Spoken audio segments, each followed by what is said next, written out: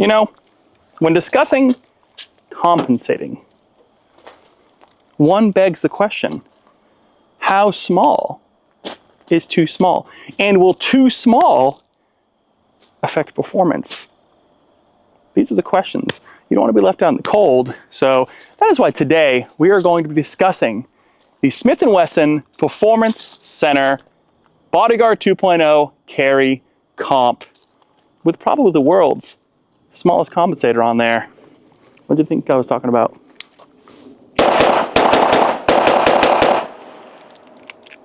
A little while back, I did a full review on the Smith Wesson Bodyguard 2.0, which is this little guy right here. This is the second generation of the original Bodyguard in 380. This little guy is tiny, designed to sit right nice in your pocket, but it shoots and feels, as well as the features, like a larger handgun, like a shield or something like that, right? Something a little bit bigger, maybe not as good as like a Glock 19 kind of feel, but you know, like a shield. Like it just feels good in the hand, which means you can shoot it more accurately, you can shoot it for longer, you can train with it more, and it's a lot of fun to shoot. Now, I compared in that original video this to a bunch of competitors on the market. Now, the other one, the carry comp that I have nothing to really compare it to because it probably is one of the smallest ported slot comps on the market. And I'll show you that and compare it directly to this one with no comp. And that's what this video is gonna be about, comparing these two so you can decide which one you like better. Here's the original, probably over 1,000 rounds at this point. Shot the crap out of this in that video. I'll put a link up there for you. Oh no, aluminum. Actually, probably was me. These are what these tests are for. But so far the aluminum's been actually pretty good. I don't know, probably was me just holding on there. Same thing, Bodyguard 2.0, no comp, little 10 rounder. What's cool about these is the 10 rounder feels good in the hand too. Look, I can get my pinky on there, and that is a big deal to get that pinky on there so you don't feel like you're kind of dangling out there. The gun feels like it's wobbling a little bit more. If you can get a full grip, get a pinky on there, even my big hands, that's the way to go. Yep, I gotta stop riding that slide. It's so tight, you're trying to get a good grip on it, but it does lend itself, that grip, how they designed it to really stuff the rounds in there, really fills up the hand nicely, and as long as you keep your thumbs out of the way, it's pretty good. Now, we've shot this one a ton, and I just picked up that carry comp, right? We're gonna take this over to the table a little bit after we show some accuracy here and show you exactly what the differences are in this, because it's not just a difference in looks and a difference in that comp. Of course, it's Performance Center, so you get different sights and different cuts and things like that. Maybe a better trigger, we'll talk about that in a second, but there's some other things about these handguns that make it a big difference between them, and it might really kind of persuade you one way or the other here. Let's see if I got some more rounds for you. This is the Bodyguard 2.0. It is a Performance Center called the carry comp. Carry comp seems to be the line that they're running with for a lot of their compensated models. And it is slots. You have 2 slots on each side at a diagonal, 1 slot on top, but there's only 1 port, and it's a big slotted port, which seems to be at that 12 o'clock position, kind of the current trend these days for anything ported.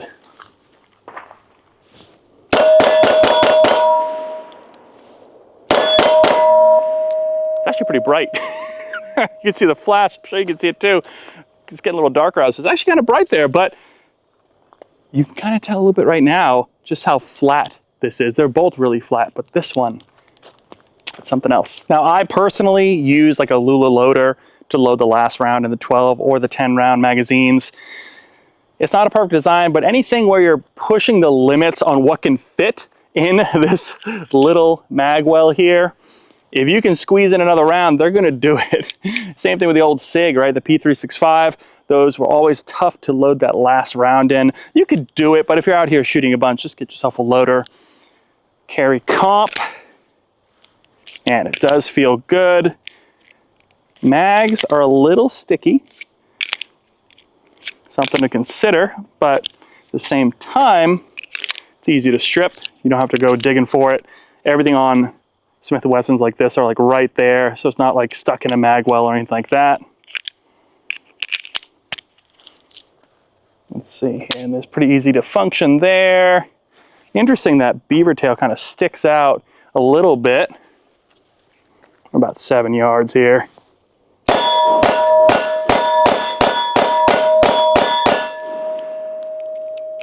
Little to the left, and it's probably just how you hold it. If the problem with these little micro pocket pistols, and I've seen it time and time again, because it doesn't have a full grip to it where you can really feel your hand, if you grab the pistol, and especially these little pads of your fingers right here, right in the middle, if you grab it a certain way, it's gonna let your pistol do this. You really need to train with these things. Don't think you're gonna pick one of these up just because it's a lighter recoil 380 and it shoots really well. Don't think you're gonna pick it up and be able to be super accurate right away, because it's not just about shooting it, but it's about being able to grip it the same way every time, because it does like to dance around a little bit, and you gotta kind of improve your grip and work on it. The grouping's fine. A little to the left, it could have been me, could have been the sights just a little bit off, who knows? But actually, funny enough, the sights are a little to the right. I'll have to show you guys that later.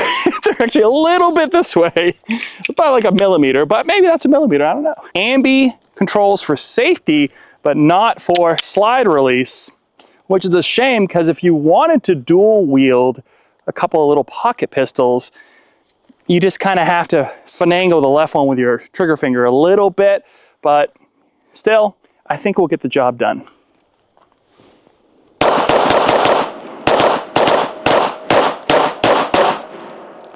Let's do a little 5-yard accuracy test with 5 rounds, Blazer, not brass, Blazer aluminum, 95 grain, which this stuff is eaten very well. And I wanted to show you guys maybe a little bonus for you. This is not a Smith & Wesson. You know what that is? How cool is that? Tag on the back, PB on the grips, kind of a janky threaded barrel. This, again, not a Smith & Wesson. This is actually from Beretta.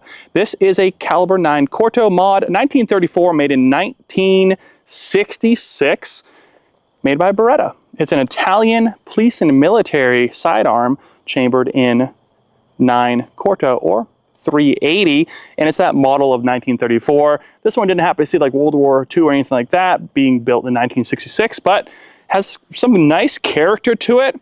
That badge, that 293 on the back, I haven't really traced it to anything yet. Let me know down in the comments if you know maybe what unit that might have been with, but if it's military, if it's police, that is actually stuck and wrapped around inside the grip, which is really cool. This is little 8-rounders and does have a heel release on the bottom there, as well as a pinky, which is funny. This does not fit your hand anywhere near as well as these Bodyguard 2.0s, but I thought it'd be a fun thing to show you guys. I'm gonna shoot this top middle. Just 5 rounds, just like the other ones. Totally different feel, much taller as well than the Bodyguard 2.0. And it has like a single action where you actually have to cock and rack the round to make sure the hammer cocks. I think it's kind of like a 1911 in a way. And we'll do a full review on this down the road for sure. But they have a cool open top slide there as well. Totally different feel. Through that first one, the other 4 are great though. Have to ignore that first one, don't look at that. So up first, 5 rounds, 5 yards, 95 grain, 380, Bodyguard 2.0, non-carry comp. No comp on this one. Gonna go left middle. Let's see what happens. It goes nice and slow. Take your time, see if we can group good, so we can get a better grip on this thing too.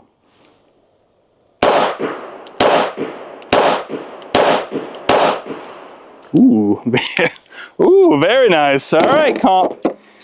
5 rounds, 5 yards, Bodyguard 2.0, carry comp, Performance Center. Is it a good Performance Center trigger? I can't really tell the difference. We're gonna show you on the table here in a minute though.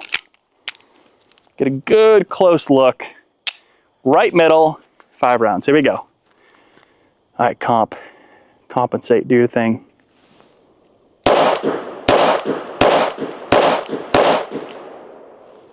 Is that 5?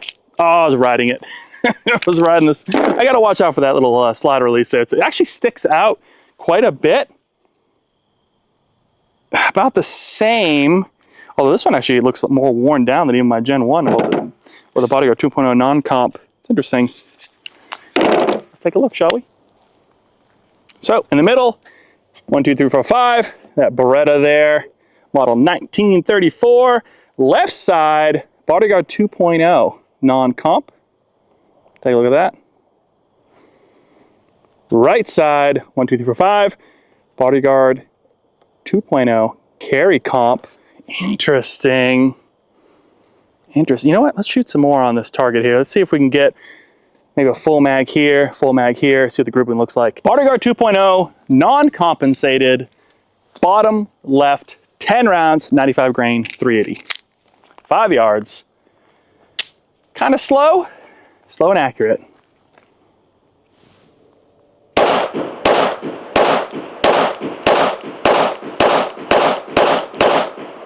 Oh my God. Getting some data for you guys today because that is pretty tasty. All right, 10 rounds, Bodyguard 2.0 carry comp Performance Center. Come on, buddy, come on. Bottom right, 95 grain, 380. Here we go. Maybe it's not broken in. You know, we only got like a box or 2 ammo through here, like 50 rounds, 100 rounds probably at this point.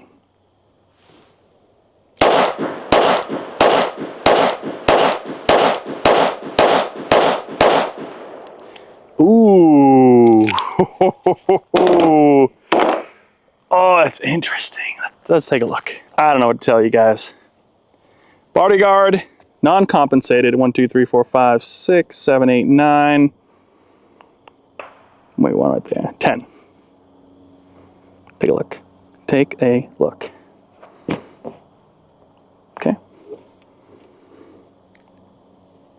Bodyguard 2.0 Performance Center carry comp 1, 2, 3, 4, 5, 6, 7, 8, 9. Must be another one in here somewhere because there's 2. But a little, definitely. I mean, I was going to say a little bit wider, but it's and kind of the same thing up there. I don't know. I'm gonna shoot this one more time right here. Let's just, I gotta, come on, work with me here, comp. Typically, I'll have the Bodyguard 2.0 in a sticky holster in my pocket. I'll show you this is the last round, number 10. So see if you do that enough, you'll kind of mess up your thumb a little bit, but it does work, you can do it. Typically, I'll have the 10 rounder loaded up, so 10 plus 1 in a sticky holster, right? So you got 11 rounds there available. Then I'll take the 12 and put it in my pocket. 10 rounds, 5 yards in the middle, carry comp. Let's see if we can get a little more accuracy out of this thing here. A little more data before I go to the table. I'll show you the physical differences and the trigger.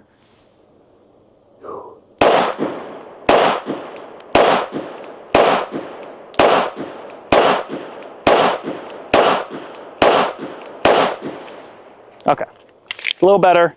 At least comparable to the first one. Like, come on. Like, you gotta at least beat the non-comp, right? I mean, it feels better. Compensators always feel a little bit better, a little softer in the hand at least. So here we go. Bodyguard 2.0, Bodyguard 2.0 carry comp. Obviously a little wide, little better, right? All right here, you can ignore, I think one of these is the Beretta. So I'm gonna say these right here. Closer, but every one of these is showing that Bodyguard 2.0 is still telling a better story on accuracy. I don't know if it's the barrel or just how I shoot it. Interesting. Let's go take a look at the table here. Let's compare these two. So first off, here's a sticky holster that I use. This guy right here. All right, I do think I need to make an adjustment though because the original fits great in here, right? But of course the compensator is a little bit longer. That porter barrel sticking out a little bit. It's kind of awkward. It fits out just a little bit. Either slice off the end here, let it ride underneath, or try to find something a little bit bigger. I have not shopped around quite a bit, but I've been carrying it in this holster because it just works, right? But of course you have this, and then it does come in a typical box. It's funny, Performance Center is like the same kind of box, a little bit different color. I don't know, people have a love-hate relationship with boxes. There's really nothing exciting here, right? And either they love a box because you're not going to use the case anyways. Maybe people love using the cases that guns come with anyways to store them or bring them to the range, but it does come with a box. But it would have been nice to have a little bit more of an upgrade. You can kind of see the differences here. Just looking at them. Sight's obviously different. Performance Center always comes with this high-vis sight here, where this comes with an orange night sight with a blacked out rear, which is my favorite, but you can kind of see the rear sight is also slightly different. Serrated, blackout, my favorite way to go. A little more square, a little wider, right? The night sight's a little bit different. High-vis versus orange. Cuts are different. See that? Size is about the same, except for a little bit on that barrel where they have the port. So the barrel is longer. You would think that would lead to more accuracy. I don't know. But the port is that slot right there. Everything else is pretty much the same. Very small, shoot pretty good, right? Trigger-wise, and then I'll show you something interesting about this one.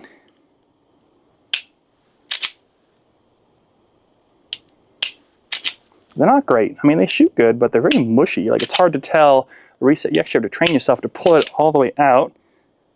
See, it's way out there. Not really a short reset. How's this one? First off, that slide is much better and much grippier. Oh, yeah. Hear that first click, though? Look at that. People would think that's a reset. That could have been a problem earlier when I was shooting fast.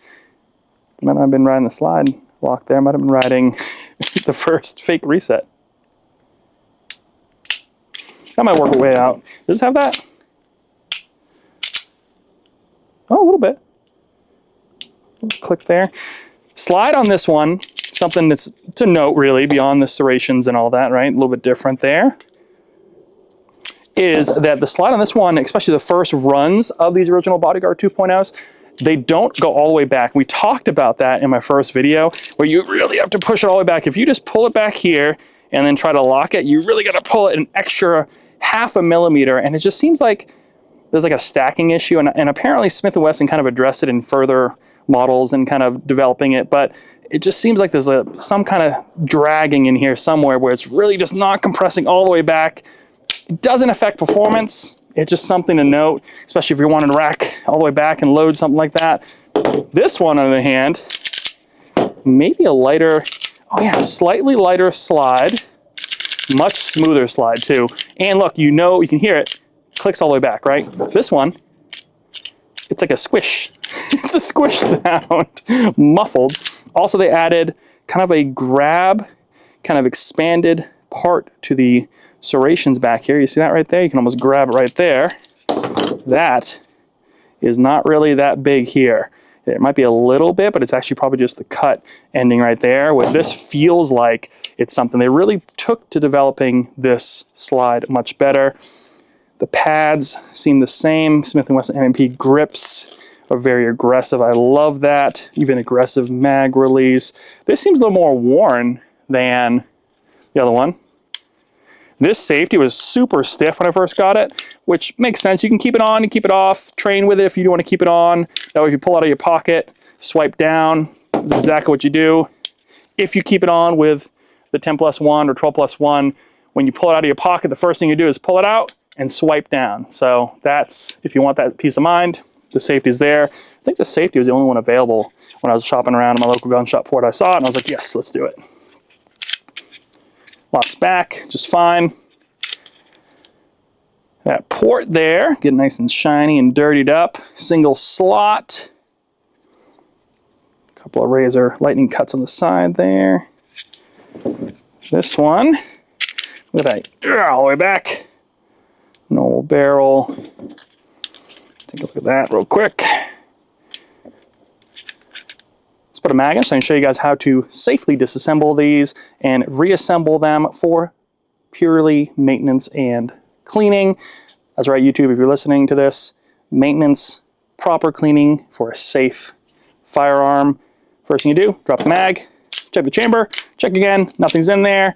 You want to go and bring it all the way back, lock that slide release up, flip this lever down, go forward, pull the trigger, slide comes off, you're done with the frame.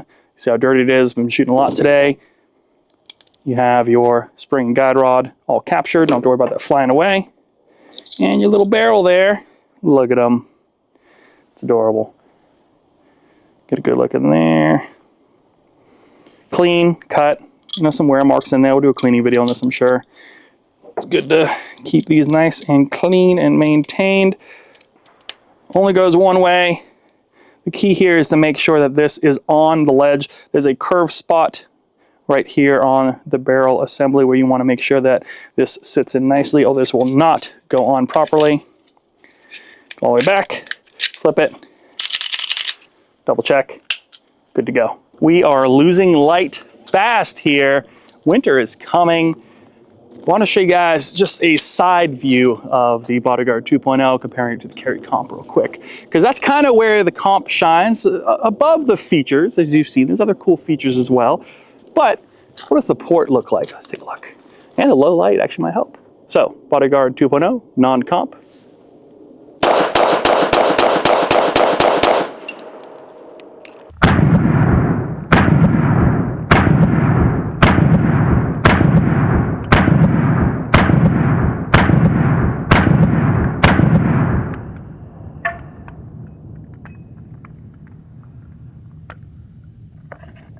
Now the Bodyguard 2.0 carry comp with a little 12 rounder on there. But let's see how she looks with this port. Kind of see the flash as well as the rise. Here we go.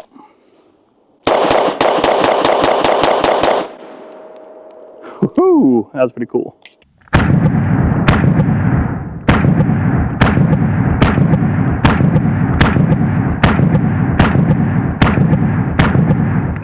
Well, I hope I brought some interesting data points on the Smith Wesson Performance Center Bodyguard 2.0 carry comp. What a mouthful.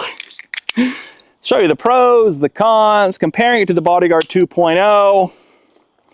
They're both great, but you can kind of see maybe why you'd buy one or the other, and it's really personal preference because they both feel really good, and it feels even larger with that 12 rounder in there.